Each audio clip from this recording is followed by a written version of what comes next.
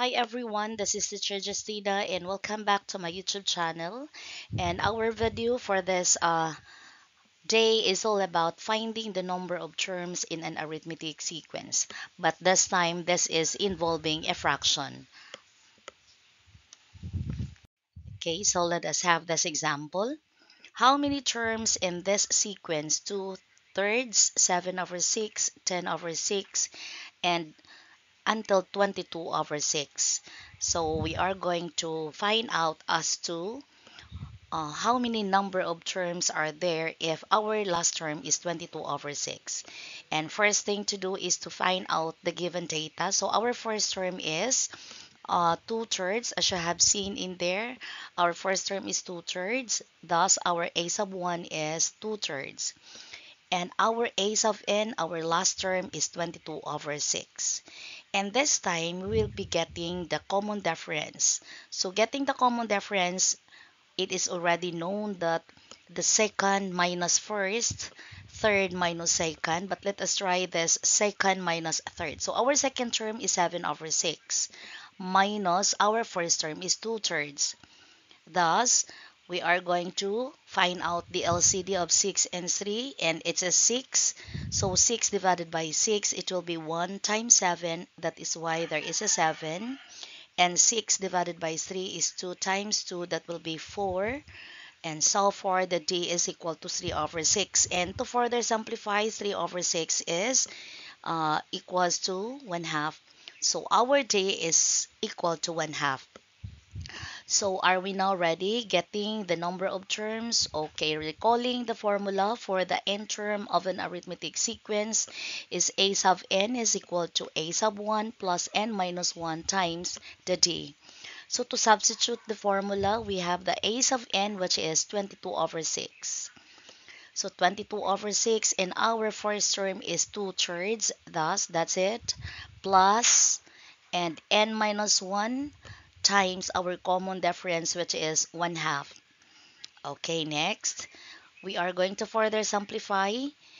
The 2 over 3, which is on the right, will be transposed on the left, and that will become negative 2 thirds. Thus, the remaining terms on the right are n minus 1 times 1 half. And to simplify these two fractions, 22 over 6 and 2 thirds, we will be getting the LCD, which is 6. So 6 divided by 6 will be 1 times 22. We have 22, while 6 divided by 3 will be 2 times 2. We have a 4. Okay, and thus we are going to have the remaining term, which is n minus 1 times 1 half on the right side. Thus, what is 22 minus 4? So that will be 18 over 6 and n minus 1 times 1 half. So this time, we will be uh, simplifying the 18 over 6. So the 18 over 6 is equal to 3. And still, we have to recopy the remaining term on the right, which is n minus 1 times 1 half. And for this, we have a multiplier of 1 half. Thus, we want to get, or we want to isolate the denominator 2. So we will be multiplying it to both sides. Thus, the 2 times 3 will be 6. And the 2 and 2 there will answer is 1. So therefore, and that will be multiplied to 1. So that we have already 1. And 1 multiplied to n minus 1 is just simply n minus 1. So we are now ready getting the n, and that negative 1 will be transposed on the left side, and that will become negative 1. So 6 plus 1 is equal to n, or in other words, our number of terms with a given arithmetic sequence 2 thirds, 7 over 6, 10 over 6, and 22 over 6 is the seventh term in an arithmetic sequence. Okay, next example. How many terms are there in an arithmetic sequence of negative 1/5, 1/5, 3/5 until 13 over 5? So let us provide the given data. So the first term is negative 1/5. and our last term is 13 over 5. So what is the next data that we need to have in order to complete the process of finding the n is to get the common difference. So the common difference is we have to subtract the second term by the first term. So our second term is 1/5 minus our first term is negative 1/5. So the negative and the negative is to be multiplied. Then the next step will be it's already 1/5 plus 1/5. Okay, so since they have common denominator or they are similar fractions, we simply add directly their numerator. So 1 plus 1 is equal to 2 and copy the common denominator, which is 5. So our d is, or our common difference is 2/5. Okay, so to find the n, we have to use the formula of the n term of an arithmetic sequence, which is a sub n equals a sub 1 plus n minus 1 times the d.